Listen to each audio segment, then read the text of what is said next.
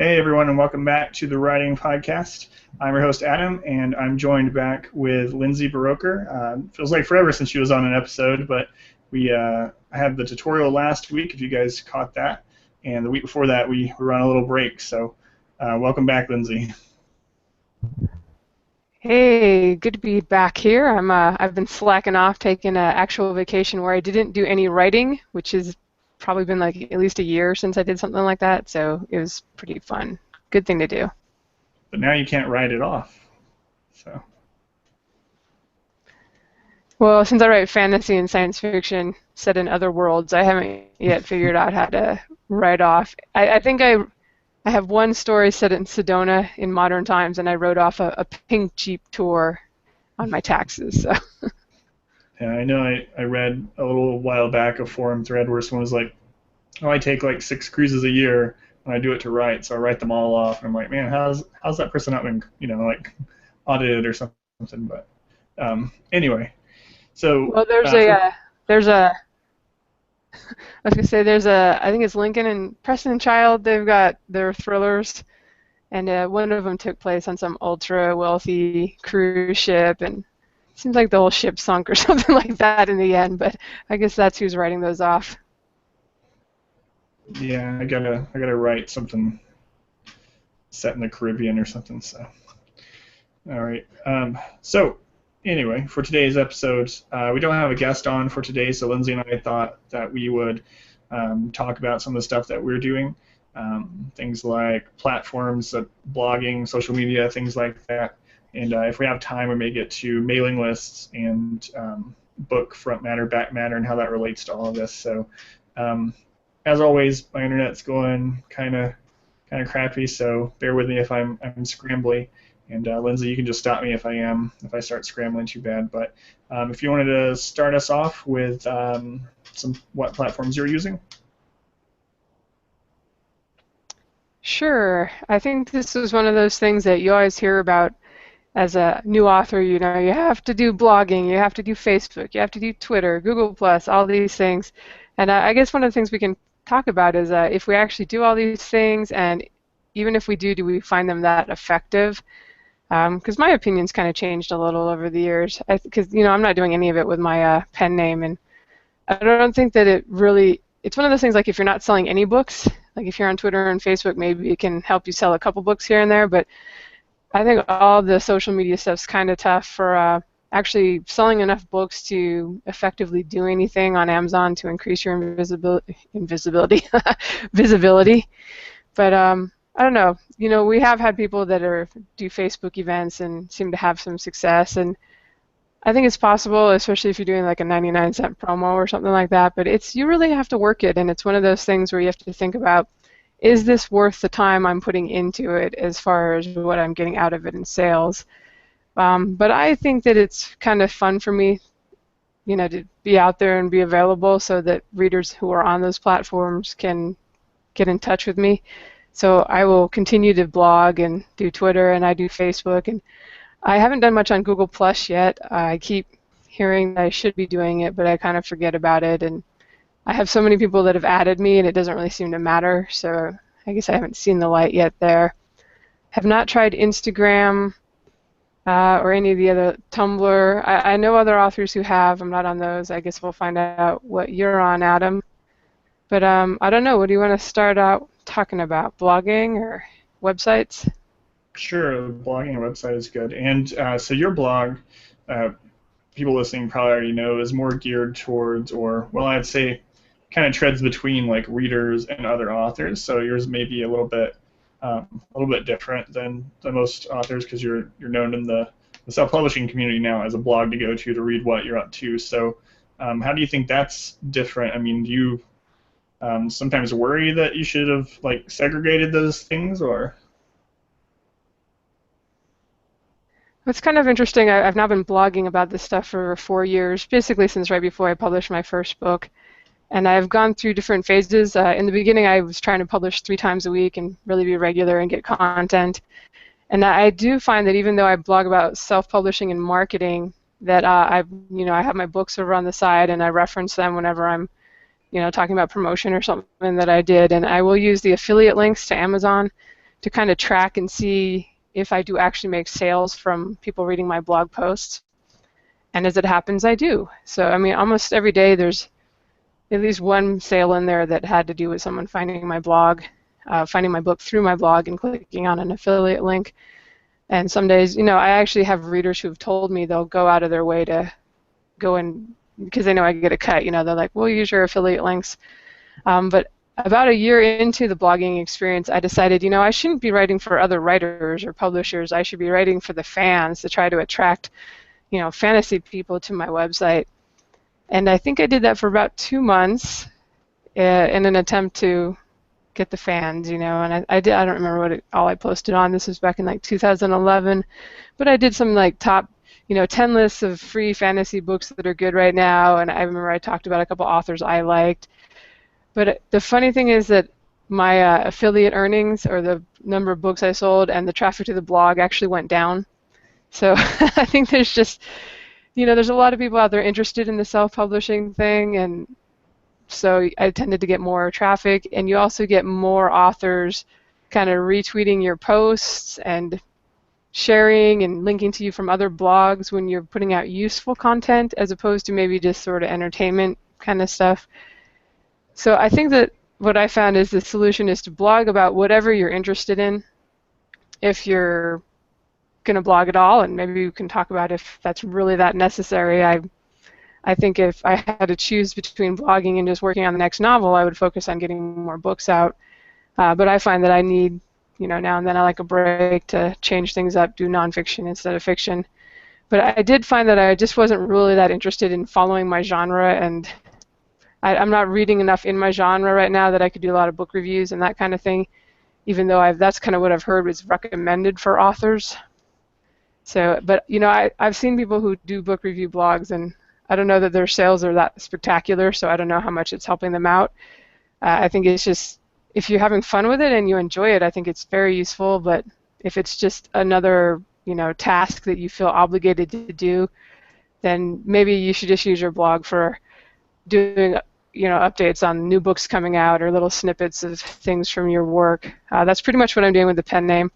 Basically, I just post if there's something new coming out, or if I've started something, or I did one where I recommended a book I just finished, and of course, because I use affiliate links for everything, I tracked that, and I did get a couple sales of that book from there. So just, you know, I don't know how important it is to really try to focus on blogging all the time as opposed to just writing the next book. Right, and I agree too. I mean, you want to be places so that, like you said, the readers can find you and, you know, get in contact with you. But we found sort of the same thing. We do get affiliate sales through the site. My wife's pen name, the website where all the books are, the blog since the very beginning has just been sort of, well, what we found is a lot of readers want to know more about the author and what they're doing, and things that may seem a little mundane or like, I don't know if I really want to write about this. They seem to get more comments and things than other parts. So, for instance, this last weekend we went to our first Renaissance fair near Phoenix, and blogging about things like that, just what you did, and posting some pictures and things, always seemed to get more conversations going with the readers. Of course, it's always good to make those reader relationships, because if you make a positive relationship with a reader, they're going to stay with you for a long time, sort of thing. But as far as like trying to draw in new people with the blog, we haven't really seen much. Like I said, hers has never been anything about the writing process or things like that. There may be updates, you know, what's coming and how far along and stuff, but it's never been geared towards other authors. And like you said, we get affiliate sales here and there from it, but I don't really think the blog itself has had a huge impact. She mainly keeps it up and does it just because, you know, it's fun and the readers seem to enjoy seeing the real side of an author, so to speak. So. Yeah, I actually think that that's probably a better way to go about it. If you're just, you know, unless you have and really enjoy kind of teaching and sharing about what you're learning about the marketing, or, you know, there's like 1,001 and probably 10,000 writing blogs out there, so it's really hard to stand out just with something like that. Same with self-publishing. You know, some people have read my blog, but it's not as huge as a lot of the other ones out there. I haven't really put a whole lot of effort into that. Sometimes just having been around for a few years means more people stumble across you. And even though I do have people that have told me that they bought my books to check them out after finding a blog post in Google or something, that's probably a relatively small amount. And on the flip side, I've made extra work for myself because now I get a lot of emails about, hey, I'm self-publishing my first novel, or hey, how come I'm not selling any books? And I think it's become less fun to get those because it's not like I make any money from.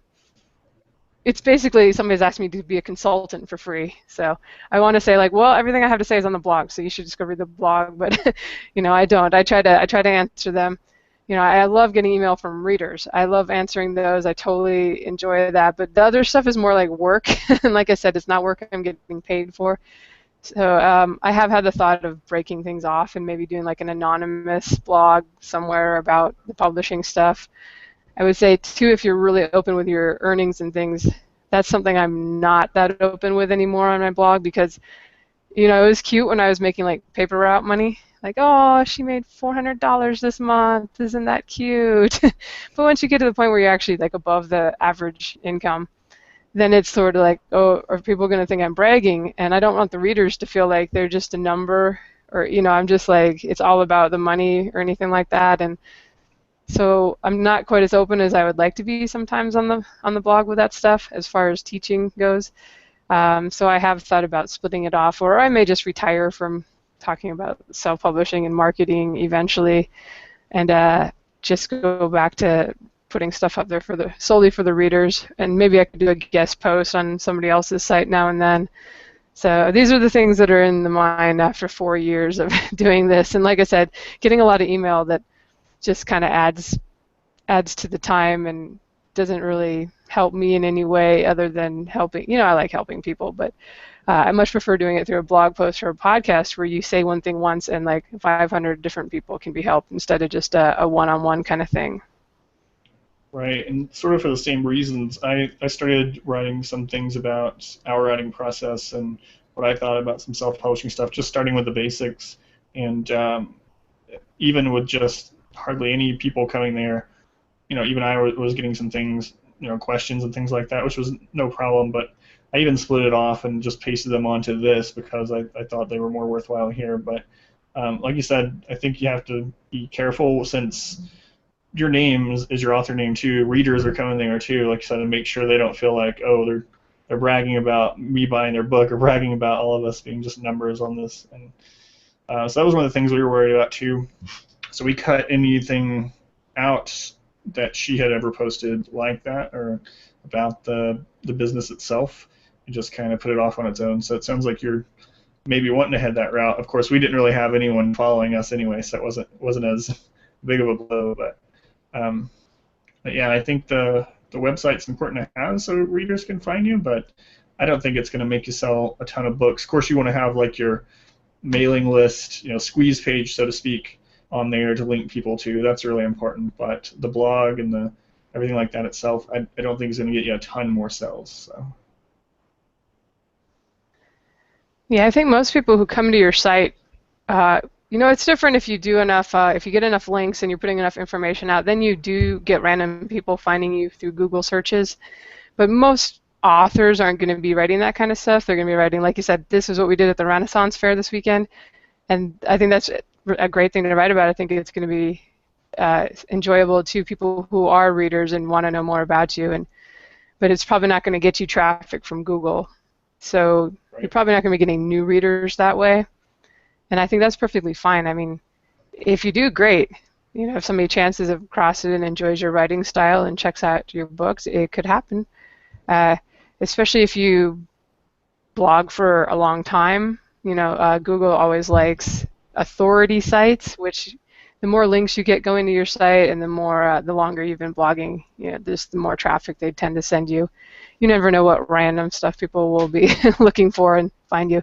So I definitely agree that you want to at least have a mailing list sign up there and probably your books up there, which can be, once you get like 20 or 30 books, it gets a little crazy to keep track of. I totally need to redo my own site, but it's one of those things on the to-do list that's I don't know, I always prioritize writing and publishing new books, and then everything else is just on the to-do list. But those things, and a contact form, so readers can get in touch with you, which is something I need to add to my pen names blog. I went bare bones with that one.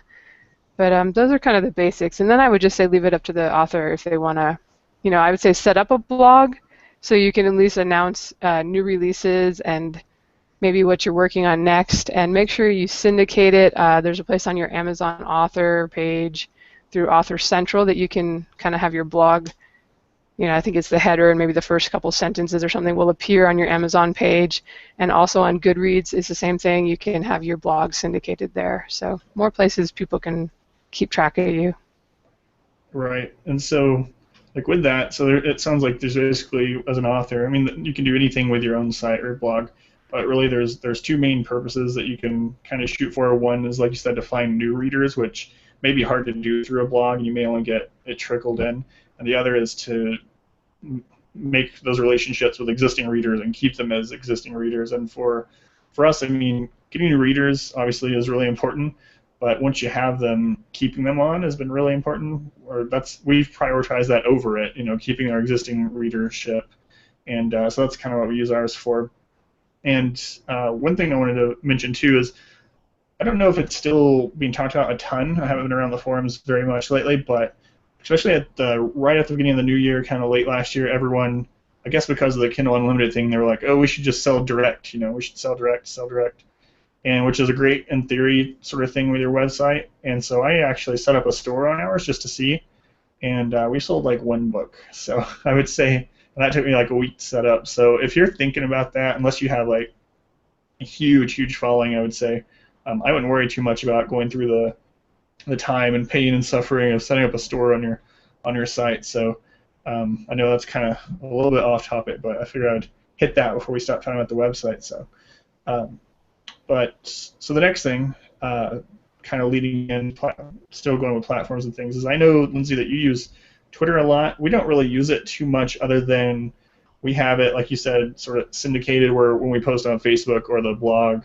it just posts it on there. I use it every now and then, just really casually, but I know you're on there quite a bit, and again, more for like self-publishers, it seems, a lot of it. So. Yeah, I'm on Twitter, and before I jump into that, let me just say I agree with you on setting up a bookstore on your site. I don't think it's a horrible thing to do. It's just that suddenly you're going to have to be in the customer service role as well, and solving technical issues. And actually, a couple years ago, when I was working on my Emperor's Edge series, I had left book 4, I think it was. It's kind of a cliffhanger, and so the readers were really eager for book 5. And so I decided to sell an advanced reader copy through my site. It was like a couple weeks before the actual book would be ready. It was sort of like, I think it had been through my editor, but I don't know, I had some people doing extra typo proofreading or something. But anyway, I decided to sell it, bundle it, and I think maybe a short story. And then I said anybody, and I'd also send the ebook when it was complete to anybody that bought it, and I sold that for $10. And I don't remember, I made over $2,000 in that week or whatever I was doing that, which was funny because I was on a vacation. I think I was at a tennis tournament in New York, the US Open, and I'm sitting here on my phone trying to like respond to these PayPal things and send the files on my phone all day, and wasn't the best timing. But it did, it made extra money, and so there's something to be said for that. But at the same time, I had all this extra customer service I had to do, because an incredible amount of people do not know how to sideload a file onto their Kindle. And it's just like you got to go back and forth with them, point them to a link, teach them how to do this. And some people that I've seen that do this successfully actually have links on their page with instructions for the readers, like here's your emailed file, and then here's instructions on how to load it on your site, or on your e-reader. So it ended up being a thing where I was like, I could not imagine doing this all the time, especially, you're busy writing, but you would feel like you had to, like, give prompt customer service within 24 hours, and so you hear you'd have to be at your site all the time and answering emails and doing this for, how much extra you're actually going to make on a $5 ebook, right? You're going to make 90% instead of 70%, what are we talking, like 25, 50 cents? You lose the fact that you're getting extra visibility possibly at Amazon if you're selling through your site. You're not selling those books on Amazon where it will affect your sales ranking. And I understand arguments the other way too, is that you don't want to rely on Amazon 100% and all this. But I just found it was extra work. And I also found that when I've had to ship paperbacks, which is another thing people often want to sell through their site, you got to put them in a box and walk down to the post office unless you're selling so many that you're going to have a personal assistant do it for you. Let me tell you, it takes a long time to do international custom form for every book you sell. So the times I've had to do this for giveaways and things, it's been quite a time-consuming process. And you're probably making very little extra on, you can get author copies from CreateSpace for less than retail. So maybe you can make $3 or $4, but it's just how much work do you want to make for yourself, and it's totally up to you. I'm not saying it's a horrible thing to do if you want to do it, and if you're kind of like on that borderline of maybe just an extra $200 a month would like really make a difference, maybe it's worth doing. But I agree that it's, for me, my choice was that it was just too much work. I didn't want to deal with this store on my site. And yeah, so Twitter, you say. Yeah, so... Okay, for Twitter, it's... Oh, go ahead. Go ahead. Okay, for Twitter, it's one that I actually kind of like Twitter. I know not every author feels that way. I hated Facebook. That was one I had to be dragged onto, kicking and screaming. But Twitter I actually got onto before I started self-publishing. And my handle there is Goblin Writer. Is there a dash in it? I can't even remember. No dash. Goblin Writer. And this is what you should not do as an author. You should just use your name, or some variation of your name if your whole name won't fit. At the time, this was back in like 2009, I was just this time writing and thinking, oh, maybe I'll look for agents. And I was looking up agents on Twitter and kind of following them and following some other writers. At the time, I really didn't think Twitter was going to be around in 5 years, so I wasn't worrying about this being my professional thing with my name and that kind of thing. So, lesson to myself, register for all social media things with a professional name in the future, or at least one that makes sense. I have one short story collection with those Goblin Brothers, middle grade fiction. That it was actually the first thing I published, but I never did anything else with them after then. I'm still planning to someday, but middle grade fiction and ebooks haven't really been a huge thing. But the story is I'm on there. And what I do is, it's fun. I mostly answer fans, and I will tell you one lesson I learned is not to follow everybody just because you end up, you get this thing where if you follow me, I'll follow you back. And pretty soon you have 5,000 followers, but they're only following you because you're following them, and then you can't actually see anything useful in your stream of messages you get. So if I were doing it again, and I have been kind of cutting down on some of the people I follow, not wanting to offend anyone, but these days I only follow people back if they actually chat to me, like send me a message. But what I use it for mostly is just to talk to other writers that I've met through there. It can be a networking kind of thing.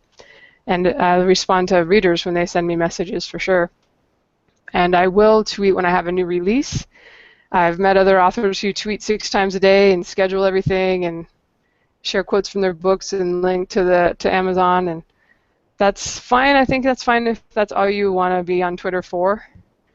If you actually want to not annoy people and have relationships on there, be careful about how much you're tweeting and how promotional it is. It's the kind of thing that can irk people, and they will unfollow you. But like I think who was it? We had Wayne on here, Wayne Stimmet. I think he said maybe he was the one that was like, yeah, I just 6 tweets a day, plug my books, and that's if you're not really getting into it, sure, why not? But that's just me. And I right now they've got this thing where you can pin your most pin a tweet to the top, and I'll put whatever the most recent release is. Or I think right now I've got our Epic Fantasy bundle was 99 cents, and so I just pinned that to the top. So when people see your profile page, they see that. Also make sure, I would say, looking at the profile page, you can put, your link. They ask you for your link to your website, but you can also sneak a link into your books at Amazon or whatever you want to plug, links to a different link on your site or something into the actual 180 characters or 60 characters or whatever they give you. So I've got a little bio, but then I also say download my first novel for free at Barnes & Noble, iTunes, and Amazon. And I picked Amazon as the one to have a link to my actual Amazon page. I would love to link to all those sites. There just isn't enough room in Twitter. But that's what I'm doing with it. Yeah, so speaking of the whole that you follow me, I follow you culture thing, so when I first started on there, I actually made, because again, I didn't think it was going to be any kind of professional platform at all, so I made sort of like a comedy parody type account, right? So, and right on the profile it said, oh, if you follow me, I'll follow you. So now I haven't used that account in forever, but I went to check it for some reason recently. It has like, I don't remember, 4,900 followers or something, and I followed like over 5,000 people, and it's like, man, why did I do that? So when I made my new one, I did what you said, and I only follow people if I actually talk to them on there, chat back and forth, and that sort of thing. Speaking of Wayne's, that's fine. That's how he wants to do it. I don't think it's as effective as actually communicating on there, but he wasn't going to use it for that anyway. So, I would say that you should be on there if for no other reason, if that's the only platform that other people use, so they can find you on there and maybe message you and things. But you don't have to use it every day or post every day. Like he has it automated, like every hour sends out a blast. Here's my new book over and over, which is fine. And he said he actually gets some sales off of it, so even better. But from talking to everyone else and what we've seen, it works best just like we were talking about with the website, by putting a platform up so you can communicate with readers who prefer that method. So I think if you're not on Twitter, you should be for at least that purpose. So. Yeah, and I would add that if you're going to be on there doing the automated tweets, please actually check your Twitter account now and then and respond to people that send you an @message, because there's a couple other authors that do the automated tweets too, and I don't think they ever check their Twitter, because I've sent them a message and they never send it back, or they never reply, and I'm like, oh, so I guess I have to go to your site and find your email address or something. But if that's a fan and they send you a message and they see that you don't reply and yet you're posting all the time, they're going to kind of think you're just ignoring them and maybe being a jerk. So if you weren't posting at all, I don't think they would think that, but if they see your hourly buy my book, they kind of, not everybody knows it's automated, right? They think you're actually there making posts, and they're going to expect you to actually respond. Yeah, for sure. And for ours, or for my wife's pen name, hers again are mainly just posts of what we've been up to, what she's been doing, new releases and stuff, of course. But again, very like casual conversation tone, like the Renaissance Fair thing, back and forth. So very similar to how we approach the website. And for yours, I mean, we follow each other on there as well. I know mostly what I see from you is author and self-published related. Do you find many actual readers on there as well that find you on there first, or do you mainly have readers interact on there that have already read your book first? Like which comes first on Twitter more often for you? I think what happens first is that people, because in the back of my books I say, here's my website, here's a link to the mailing list, I'm on Google+, Twitter, and Facebook, and I make those active links. So if they're on Twitter too, then they will come follow me and say hi usually. And so I would say I find them, first they find my books and then they find me on Twitter. But what I do get is that a lot of them will retweet things I say, especially if I'll be sharing quotes when I'm writing a new book, or sometimes I'll share my typos, which for some reason I have a lot of Freudian slips, so my typos are gems. at least they're retweetable. I don't know what they say about me. I don't want to think too much about it, but I've had some pretty funny typos that I've shared.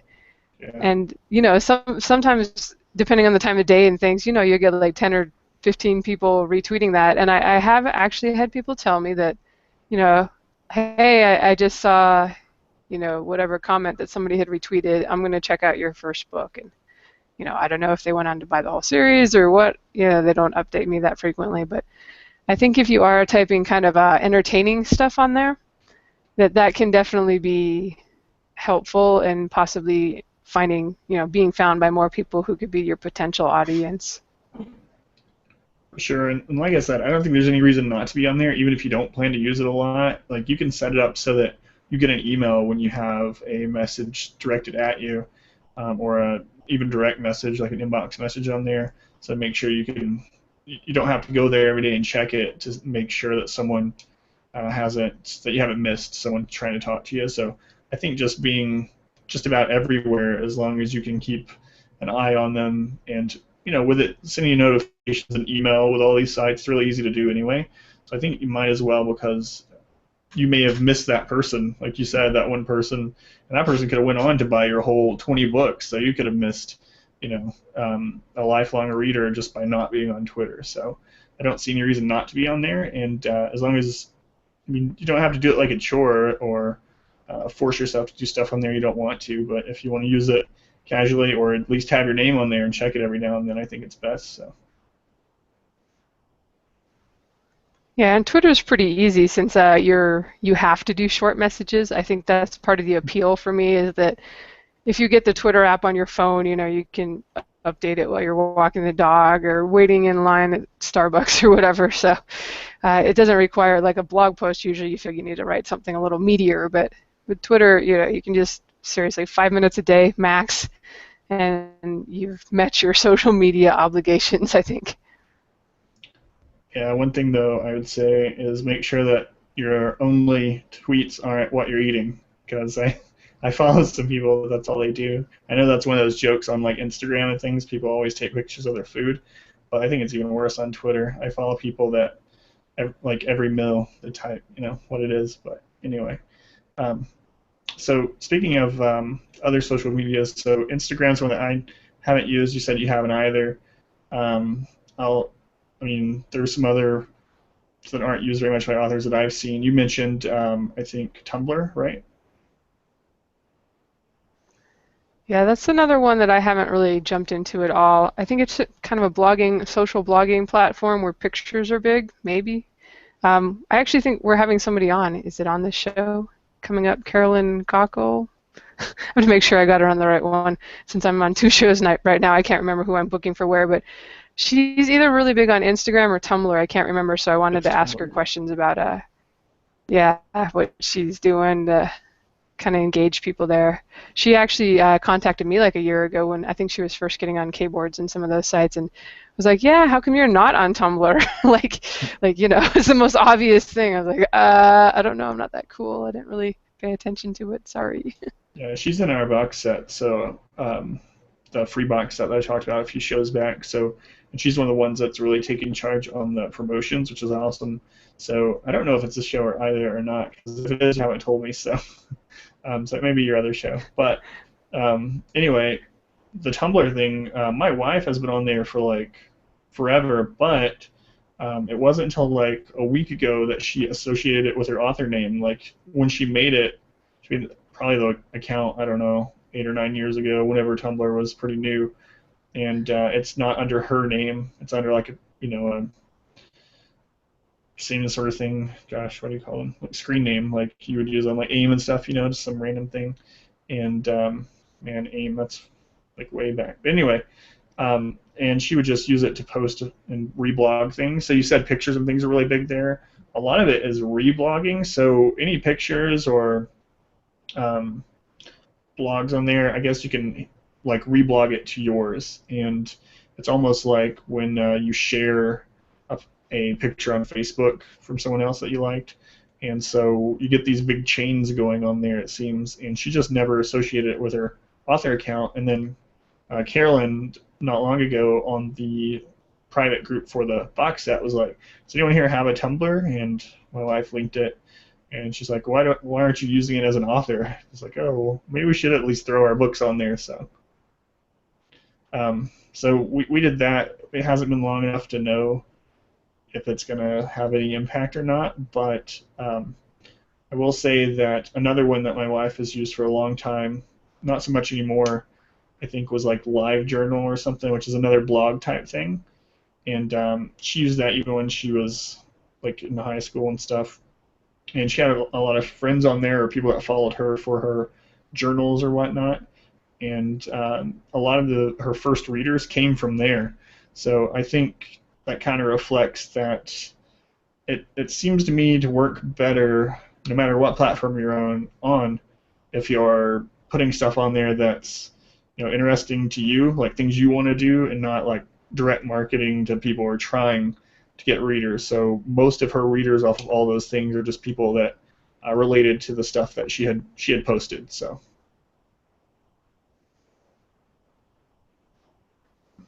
Yeah, I think that it's also useful too, kind of to know who your target audience is, and maybe check out the platforms where you know there's a lot of them hanging out. Because I don't really write YA stuff, but I think that maybe Tumblr and Instagram are probably at least two of them that are more, they get a lot of the teenage readers. I haven't researched that. I just think that's what I've heard. So feel free to right. contradict me there. I think like Google Plus, which is actually I was thinking while I was talking about Twitter, is I do the Wayne thing there. All I do is when I go on, I'm like, hey, I got a special going, or hey, look, a new That's release. all we do there too. I just haven't really, yeah, I haven't gotten into it that much yet, and I keep saying I will, because I've actually heard that Google treats, if you actually put original content on your Google Plus, that it may be looked favorably upon by the search engine, by Google. So it's something I have in the back of my mind, maybe someday I'll do something a little more there, but I haven't gotten, despite all the people who have followed me there, because I do put the link, it's like, you're in 6,000 circles, blah, blah, blah. Nobody actually, I think I get like 3 people engaging with my comments at like a +1 or something. So um, I'm sure if I did more, I could actually develop relationships there. And I would think for that platform, maybe the techie people might be more likely to be there. So if they're your audience, maybe that's something to consider. I've heard with Facebook, or I guess also with my own experience with Facebook, it's kind of all ages, but that seems to be the one platform that like the baby boomers have gravitated toward. Like on Twitter, it's almost like you're not going to find anybody under 40 on Twitter unless they are an author or somebody who's trying to promote to people on Twitter. It just seems like maybe even under 30, 35, I don't know, it's like the younger generation that gets Twitter. But on Facebook, actually my dad was on there before I was, and all of my friends from high school, their parents were on there.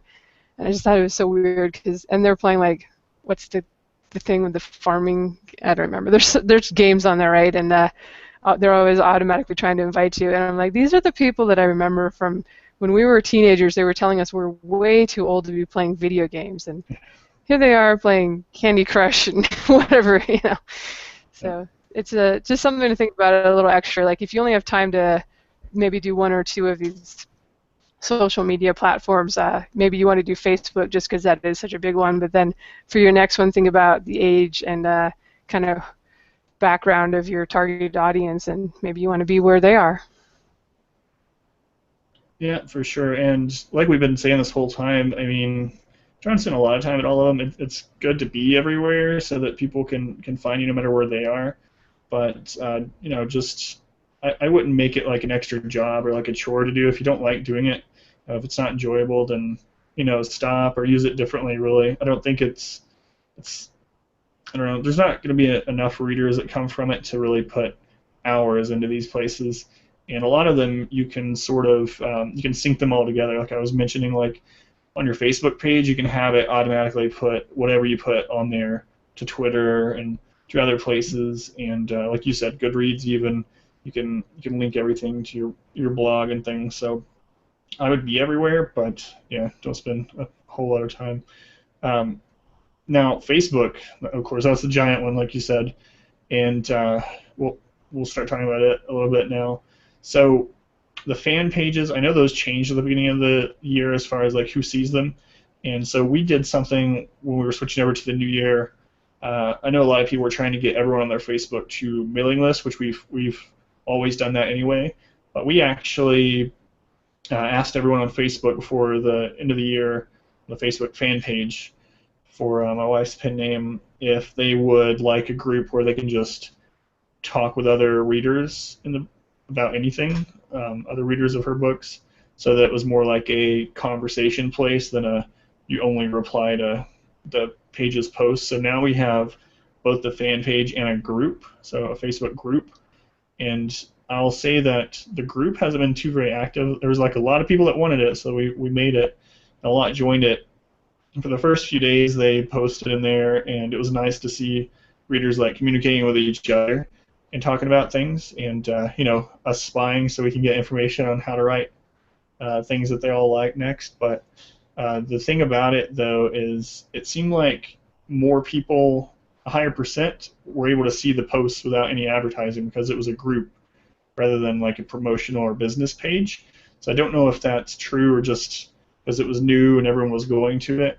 It's died down since then as far as activity goes, but still, anything posted on there, when you see how many have viewed it, a higher percent have seen the post compared to like the fan page. So I don't have, like I said, we've only been doing it since the new year, so I don't have a whole lot of information on it. So that may be, so I'm going to try to find someone that's experimented a little bit more. But I know you have a fan page as well. Have you tried groups also on Facebook, or? That's actually really interesting that you're doing that, and I'll have to ask you some more in the future to see how that's going. I definitely have a fan page. That was, I said in the beginning I hated Facebook. The only reason I signed up back in 2010 or something was that somebody was holding vacation pictures hostage. I'd gone to my tennis group. We went to Palm Springs, and one of the person posted funny pictures of us being drunk or something. I mean, being totally mature and responsible. And I wanted to see them, and I wasn't her friend on Facebook, so I couldn't see them. I was like, what? So I finally made an account so I could friend people. And even as an author, it took me a little while before I actually made made it under my name. And I will say that, so other people don't make this mistake, choose a different name for your personal Facebook. Like, your personal thing is probably your name. For your author page, you might want it to be something different, because it will be a little confusing possibly if people Google Facebook, Adam Poe, and there's two options. There's the page, and then there's your personal page, and if they get the wrong one, they're going to try to friend you, and not that that's horrible. I've if people talk to me a couple times, I'll friend them, but I just put vacation photos up there so my parents can see. I'm not really active on my personal one, but it is a little confusing because they're both just under my name. And if you get a lot of, if you have a name with a lot of similar people, if you share names with a lot of people, they might not find you at all. So you might want to put Adam Poe author or something for your Facebook page, or whatever people are doing. But I have not done groups for anything with readers yet. I've actually found the groups useful for networking. I've joined several. There's a sci-fi romance group. There's I think it's a straight-up romance group that's always doing something. There's a sci-fi, whatever it is, sci-fi and fantasy network. And if you're looking for people to put bundles together with and do group promotions with, that's a really easy place for everybody to be in contact and just get everything lined up. But I've been thinking about doing what you were just saying, because I've heard that in groups, people are more likely to get the posts. And yeah, I think it's kind of similar to the way your personal page works, in that if they actually follow and interact with you regularly, they will see your posts in their updates. If a couple months go by and they don't interact with you at all, then I think they probably won't see it. And then they have to actually consciously think and say, oh, let me go into this group. And depending how many groups they have, I mean, actually Facebook, I don't think they make it very easy to find your groups. I said on my phone, one of the places, either on the phone or the PC, I actually have to, I think it's good on the phone, but on my PC I have to type in the name of the group into the search box to actually find it. Right now, I don't know, maybe I'm just lame and I can't use the interface, and that's why I don't like Facebook. But so, it's something where most of the time when I've heard authors doing groups, it's for like their street team or something. It's kind of like a special insider group. So I don't know if it's a place where those people could just, whoever self-selected themselves and actually joined it, they could become your insider team and have a little more invested in you and, maybe these would end up being the people that you give advanced review copies and that kind of thing to. I would say it's definitely better for just ease of communication to do that than have to individually email everybody, which is what I'm currently doing for people who are on my typo patrol and my review list. Because I have so many series going, I don't like to assume that everybody wants to be involved in every series. So for each series, I have a folder in my email. These are the people who are getting review copies and leaving reviews. And I think if I could get them, not everybody loves Facebook and is willing to be on there, but I have been thinking, I should do something with the groups, and that would be an easier way to communicate with people. Yeah, and so about the street team thing, we had actually made this group for that purpose, like late last year, maybe October, November, and then we thought about it, and we actually have, and I'll talk more about this if we have time with the mailing list, but I have in MailChimp, which is what we use, have different lists, and I have one that all the ARC readers are on, one that beta readers are on, so it's easy to send out to the whole group.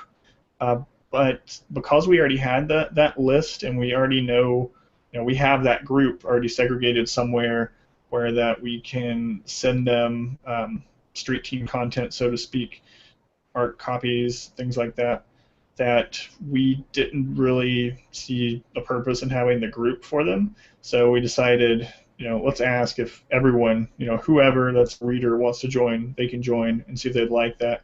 Because it's basically like, it's like a forum, but they don't have to go off to a different platform. Of course, you can put like a forum on your site, and I know some authors like Hugh Howey has a forum on his site. I don't know how active it is. I've never really looked at it. I've just seen the link, and I know his reader base is really huge, so it's probably more active. But in general, if you can have them communicate with you somewhere they're already on, where they don't have to go sign up somewhere else and remember to go to your site, your forum, things like that, it's a lot easier. So we decided to go with a Facebook group, and we made it clear right off the bat they can talk about anything within reason. We have a couple of rules, but they can tell what other authors' books they're reading, recommend things and stuff like that, which they've done, which is kind of good too, because you can kind of get a gauge of what else your reader base is reading, and that's a lot of how we've used it so far, is to ask questions like, we plan on doing a few shorts and novellas throughout the year about some minor characters and stuff. So we put things in there like, who would you like to see a spin-off or a story of a minor character? And we got some really interesting answers and people talking about things. And you can kind of instigate stuff on there like, what do you think is going to happen at the end of the next book, sort of thing. Or if you're, already friends with some of your readers that are on there, you can even get them to post it instead of you, so it looks more legit, right? So. But so far, we've been happy with it, but it has the same kind of problem. You have to get people to go there, which still, it's easier than having them go to your website and sign up, but you still have to get them to go sign up for the group on Facebook. But so far, it's been worth it. Again, though, we haven't done it for a long time, so maybe in a month or two, I'll have to come back and let you know what it's doing. So. Yeah, I would say I do most of those things on my actual page. Probably sounds like the difference is that people can actually, there's no moderator or anything. Anybody can post anything who's a member of the group, for good or bad. Now, if it's been a couple months and they've forgotten about the group, is there a way to advertise to them the way there is with a page? Like doing a boosted post kind of thing? Yeah, I believe it still has the boosted post, and I don't know if you're supposed to be able to do this or if it was just, I don't know, but you're able to actually on there, kind of like on your main page, not your author page, but your actual Facebook page where you can tag someone in a post, you can tag other members of the group. So, it may be kind of a little naggy way to do it, but you can actually direct a post towards someone, which is nice. But like you said, it is really similar to a fan page, but the difference is on your fan page, if someone tries to post a new topic, you can't do that on your fan page. It's your page. They can message you on there, post something to you, or they can reply. On the groups, they can actually post their own threads, so to speak, so their own topics, and get replies to them, so they don't have to wait. So we've had someone that had an idea, and it was kind of a crazy idea, I doubt they're watching or listening, but of how a book should end or whatever, and they posted the new topic on there, and we got some replies. So those are the most fun things to see, is what the readers start on their own. So especially if you have some really outspoken readers, I think the group does even better. So. Sounds interesting. So are you doing a personal or a author page and then also the group, just to kind of be in both places?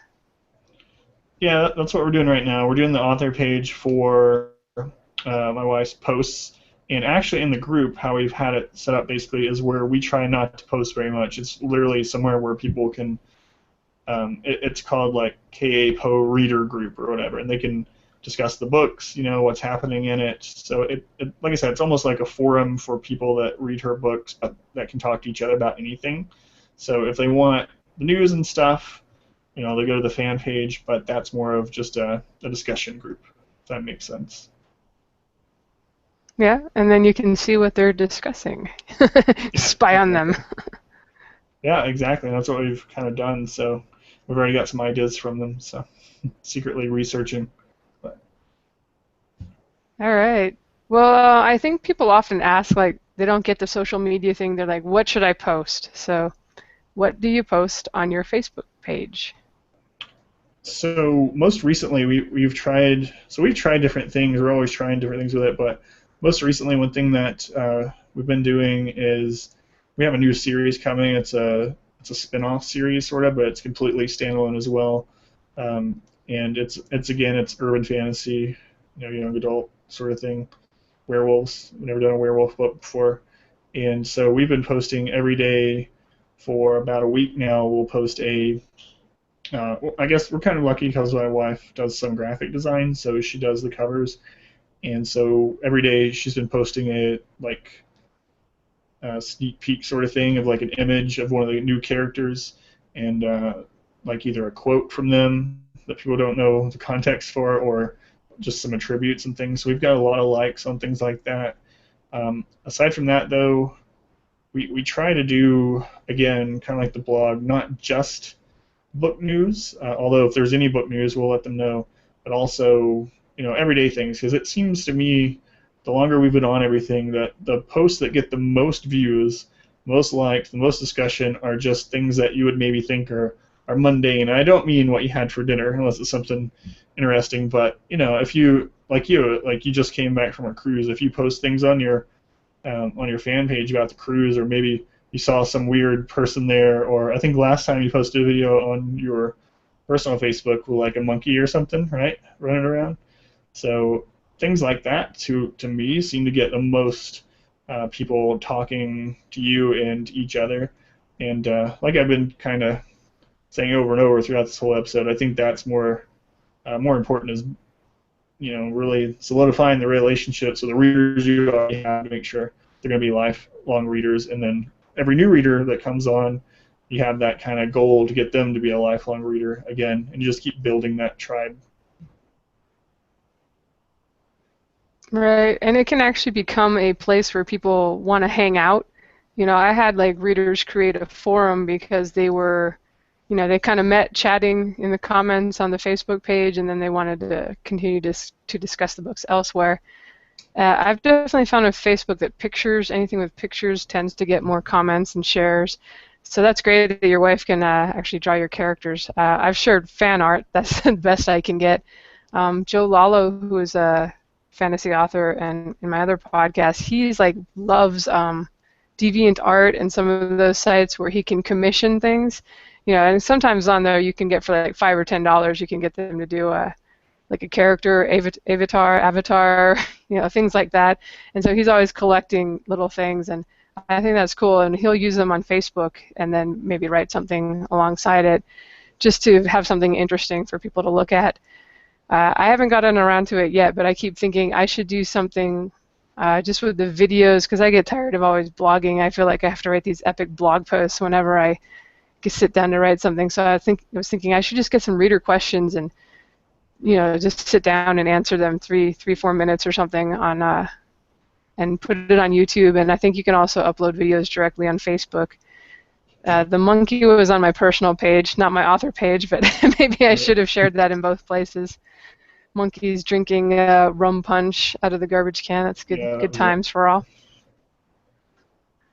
But so, and then if you ask questions, those tend to also get a lot of comments.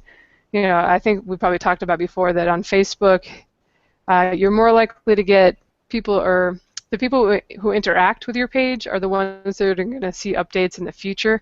It's usually if you don't interact with a person or a page for a month or something, that's when they fall off the news feed. So generally, if you can get people to do a +1 or a like, I guess it is on Facebook, and make a comment, then they're going to be more likely to receive your updates in the future. So every now and then I'll just throw out, hey, what are you guys reading? I just finished this. And those often will get like 100 comments or something because everybody's reading something and they're probably happy to share it. Yeah, and like you said, with the images being well liked and things, and kind of that plus what I was talking about, where it's not necessarily about your books that get, for us anyway, that gets the most likes. One thing that my wife does is she's on like Tumblr and stuff, and she goes to those places. Anyone watching knows what 9gag and places like that is, which are funny image type sites. If there's ever any on there that we find really funny and that sometimes relate, sometimes not, but especially if they're about books or writing, sometimes there's funny quotes or interesting things about, oh, this is what this author's where they're writing off, is what it looks like, or something like that, or oh, this is what happened to someone, or this is writer's last words, or sort of things, and they're in picture form.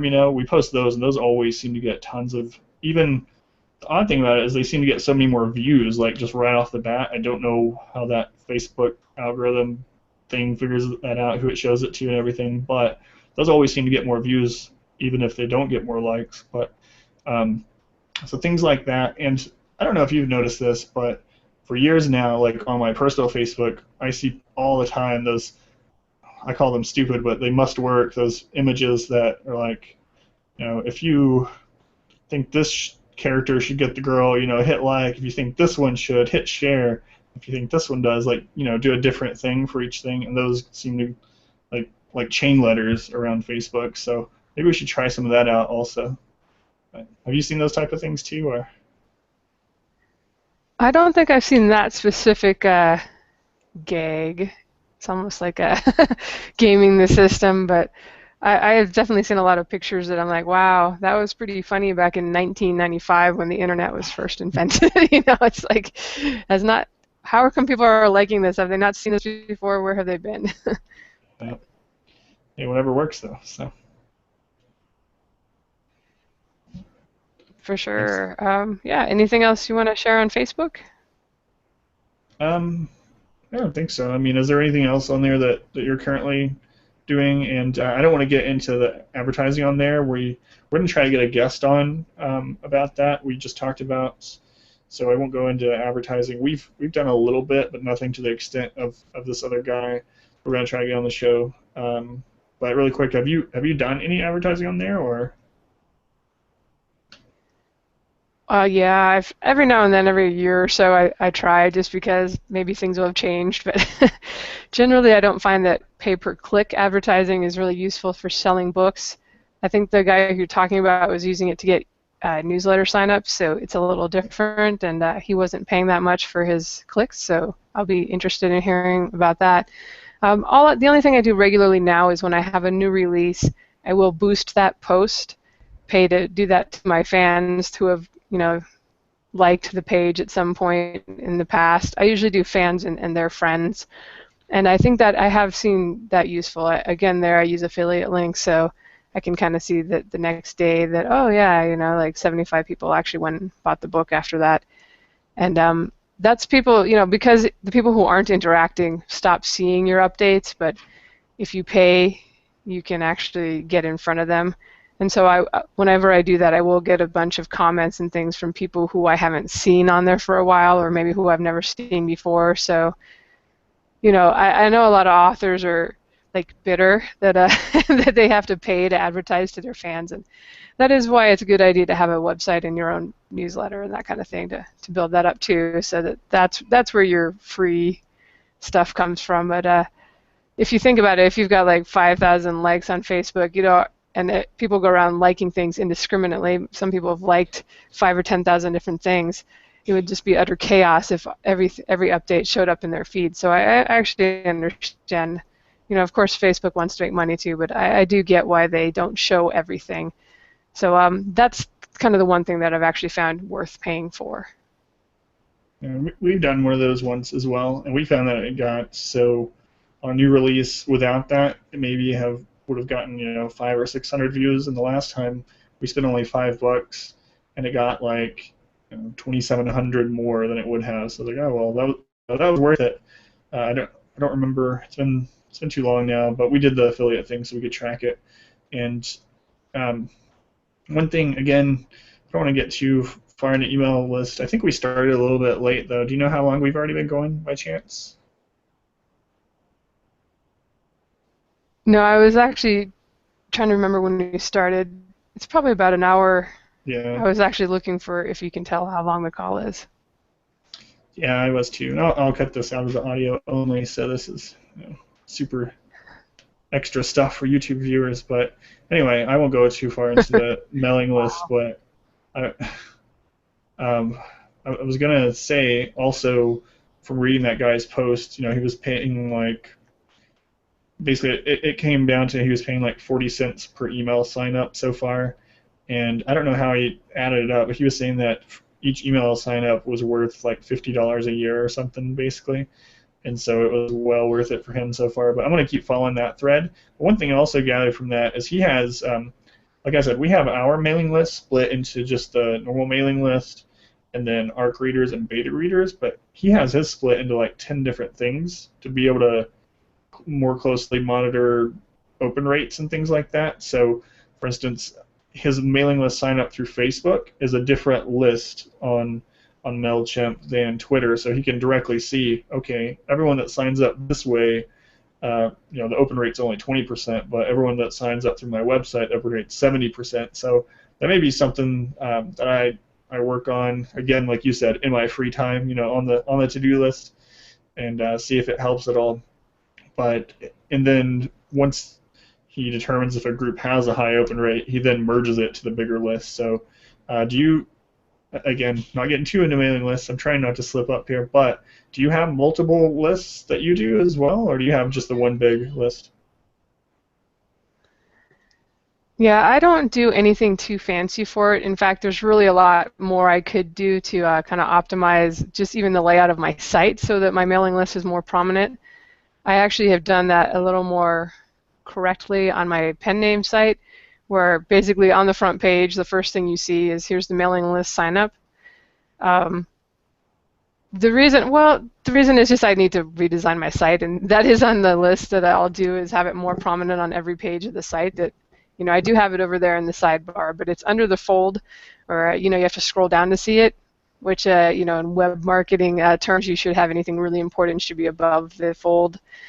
And I love that now in the last 6 months or whatever, there's just been this huge push. A lot of authors are kind of getting it, that okay, we need to drive people to the mailing list, and here's, I think a lot of people are giving away freebies in order to get people on the list. It's not something I've done so far. I basically just say, if you want to get an update when I have something new out, or sometimes, I do contests and things like that. If you want to, be in the loop, please sign up for my mailing list. And I don't know, maybe someday I will actually get around to writing something exclusively to be given away as a freebie for the mailing list. My thought is always like, oh, I want to sell something if I'm going to go through the effort of, writing it and putting it out there and, getting it polished. I can see that if you gave something away for free that you would get a lot more signups. I'm not convinced that you get a lot more buyers. I think we actually did a big chat back on the other podcast, the Self-Publishing Roundtable, and we had, a couple of people with 10,000 and more subscribers on their mailing list, and I kind of was listening to their open rates and, how much they actually made from an affiliate, buys and stuff, and I thought, well, my list is a lot smaller, but it sounds like I get more or equal earnings, or how many books actually sell. So I don't know. It doesn't really cost that much more to have a bigger list, so maybe it's worth it. We'll see. It might be something in the future. It's one of those things where right now I'm fortunate that I'm not like really hungry, like I need to, sell X number of books next month or I'll be out on the street. So I'm not quite as motivated to make changes and really push on that kind of stuff as I might be if that changed. So, uh, but it's always good to try to improve things and get more readers following you and buying your books. And I definitely see a big because I use those affiliate links. I'll see like hundreds of sales the next day in my Amazon report after sending out something to the mailing list. And to answer your original question, I do just have one list for my stuff, and mine's a little hard to judge actually. I feel like my pen name is more true to what would actually be an author experience as far as open rates and everything. Because I get a lot of people because of the self-publishing blog that just follow me to see what I'm doing, or because they think they're going to get self-publishing emails, even though I very specifically say this is for readers. So I'll kind of be watching with the pen name and see how that goes and what the rates are like and that kind of thing. So no, I have one for each name, but that's it. I'm not really obsessive with stats and things. That's not really my thing. All the power to people who are. I just don't get that excited about spreadsheets. I'm sorry. But I think it's great for those who are monitoring it, and I do listen and read with interest to see what people are doing. Yeah, for sure. And so really quick, again, I keep saying that, but we do the freebie thing, but I'm actually writing something now that we're going to give away specifically only for that purpose to automate it, because for about a year now, what ours is that if you sign up, you get an autoresponder, and in the back of the books it says this: if you sign up also, sign up for the mailing list and choose one book from the catalog that you want free. Usually it excludes the newest one, so we don't get people that maybe are making a new email and signing up to try to get the newest book. There's probably not that many that would do it anyway, but anyway, and we've had to manually send it, and like you said, doing customer support on all that, we have like 5 or 6 different emails now that we copy and paste because we've had so many. So we have these like general emails now when people say that, but some of them take a lot of time, like how hard it is for some people to put a Mobi file on their Kindle is just like excruciating. So get ready for that if you decide on any of that. So we're going to try to more automate that. It would be interesting, I think, to make a separate list. One of the things, like a lot of people for a while were using Rafflecopter and things to give away. We've never done it to give away non-author specific stuff. We've given away books and things and signed copies that way. But when you give away like a gift card or a Kindle, you're going to get a ton of people that probably only care about that. They don't care about your list. They're just trying to get that free Kindle. I see that a lot, and it may be nice to have that if you ever do one of those giveaways as a separate list on your mailing account. That way you can see the open rate, and then if that person never opens, then you can kind of weed them out and then put the ones that do open into your main list. So I can see the benefits in it and things like that. And I may try it out if I get time, but at the moment it's not one of those big pressing top of the list things. So. Yeah, I think giving away stories or an extra scene or something that to people who, I think a lot of people, and maybe the guy that we were talking about did uses like a perma-free and then has the email mailing list sign up at the beginning of the book and the end of the book, and then offers something else free for people who sign up.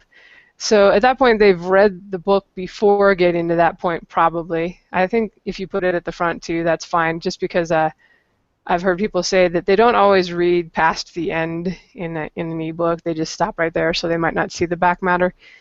But yeah, so if you're getting people on your list that at least read your first novel and actually liked it enough to want something else from you, I don't think that's a bad idea at all as far as giving away something free. But yeah, who are you going to get if you give away a random iPad or gift certificate or something? Exactly. Somebody that probably has no interest even in your genre. So. Yeah, I see that all the time. It's really common. So I think if you end up doing something like that, even if it's something like a gift card, like I see that really often too, like $20 Amazon gift card. I don't know. I can see the benefit of like segregating that list just to see if that's the only reason they signed up, and even maybe using that to see if it was worthwhile for you to ever run one like that again. I mean, everyone's readership is different and who's going to see it, but we've never done anything that's not specific to our platform as far as, like I said, signed copies of our books and things. Um, so anyway, it sounds like we have a lot more to talk about mailing lists and back matter and stuff, but we are at the hour or past it probably. I have no idea since we started late, but I'm sure we'll have many more opportunities where we don't have a guest and we can sit and talk about more stuff. So do you have any more, especially about platforms, or any parting words about social media or things before we wrap things up?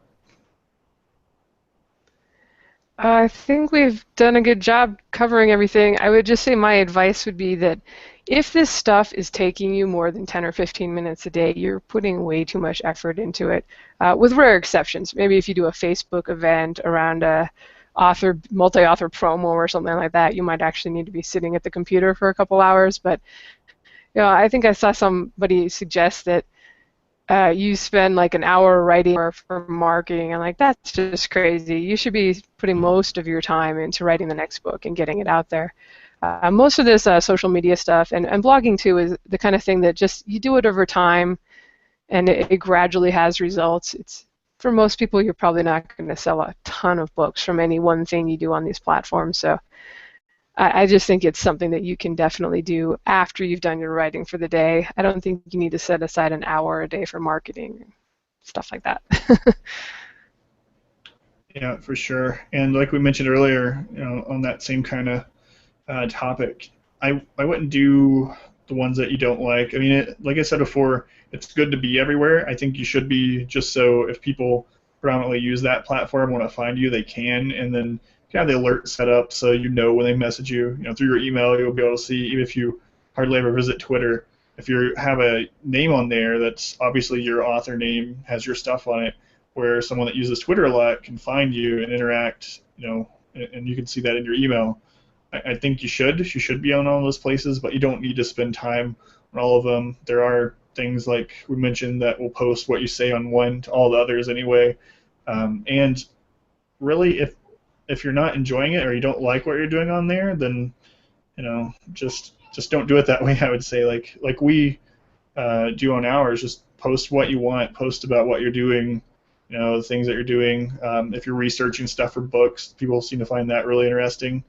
We got a lot of likes on something. I'm trying to remember exactly what it was, but it was some interesting fact that we found. Like, hey, did you guys know this sort of thing? So things that you find interesting, things that you're having fun posting and doing, your readers are probably going to like those things more than being blasted in the face with "buy my book" over and over. So, all right, That sounds like pretty good advice. yeah. That's about all I have too. All right, perfect. So we should be back in the same time next week if everything goes well, next Friday. And Lindsay, we actually have a guest for next week. Who do we have next week? You're gonna put me on the spot? Is it Anthea? I don't have my right. I'm not signed in. Oh wait, no, I'm lying. I am in the account where I can look. I spend most of the time on Google now, signed into my pen name because she's got a Gmail. So yeah, next week we've got Anthea Sharp, and she's a YA paranormal romance author, and she's doing really well for herself. And talked to her. She's up in the Pacific Northwest, and I chatted with her a little bit last summer when I went through, and I think she'll be really informative. She's really got the business side of things going pretty well. She actually pays her daughter to kind of be her personal assistant or VA or whatever, and I think she had everything set up so that it made sense with her taxes and everything. So should be good stuff. Yeah, for sure. It'll be a good episode. And don't worry, I had to put you on the spot because my internet's so terrible I don't have anything else open. But it's all right. I'll edit it before iTunes, so you'll sound like you came with it, like instantly. You had the answer ready, so no worries. Um, and right, All right, professional. That's it. Yeah, super professional today. But this is our get back in the swing episode, so yeah, no one will hold it against us. We only have 4 people watching anyway, so. Anyway, I wanted to thank everyone that has subscribed on iTunes already. If you haven't, make sure you do. If you're listening to us through iTunes, we have, I think, last time I checked, almost 200, which is pretty amazing since this is just a little side thing at the moment that we're doing. And I was surprised to see the number that high, so I want to thank everyone. And if you are subscribed on iTunes, think about leaving a review. It'll help us move up the list a little bit now that we're established with more than just a couple episodes on there. So. Other than that, though, we'll be here next Friday, and as always, thanks for listening. Bye bye, everyone.